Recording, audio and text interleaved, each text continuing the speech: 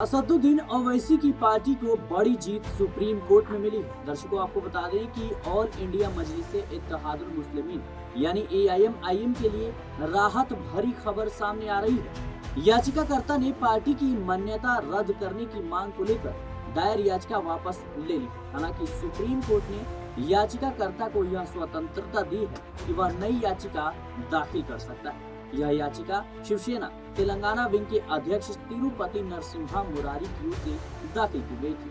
अब याचिका में मांग क्या की गई थी, ये भी काफी ज्यादा दिलचस्प हो जाता है। बता दें कि याचिकाकर्ता के वकील विष्णु शंकर जैन ने सुप्रीम कोर्ट में दलील दी कि AIM संविधान में निहित सेकुलरिज्म के सिद्धांत का पालन नहीं करती है। उन्होंने यह भी कहा कि पार्टी केवल एक विशेष समुदाय के हितों की बात करती है, जो कि भारतीय संविधान और जन प्रतिनिधित्व अधिनियम के खिलाफ है।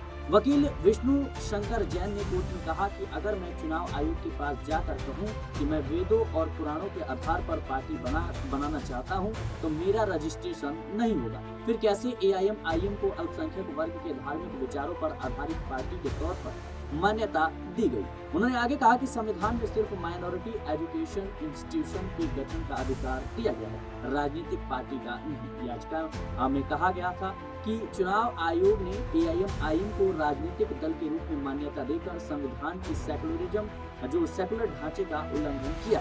इस पार्टी का एजेंडा सांप्रदायिक और एक पक्षीय है। पार्टी का एकमात्र मकसद सिर्फ मुस्लिम समुदाय के पक्ष में काम करना है। याचिकाकर्ता का दावा था कि यह पार्टी देश के धर्मनिरपेक्ष ताने बाने के खिलाफ कार्य कर रही है। याचिकाकर्ता ने याचिका को वापस जरूर ले लिया है, लेकिन कोर्ट ने याचिकाकर्ता को यह स्वतंत्रता जरूर दी है कि वे तथ्यों और कानूनों के आधार पर भविष्य में नई याचिका दाखिल कर सकते हैं। फिलहाल याचिका वापस ले लिया गया है।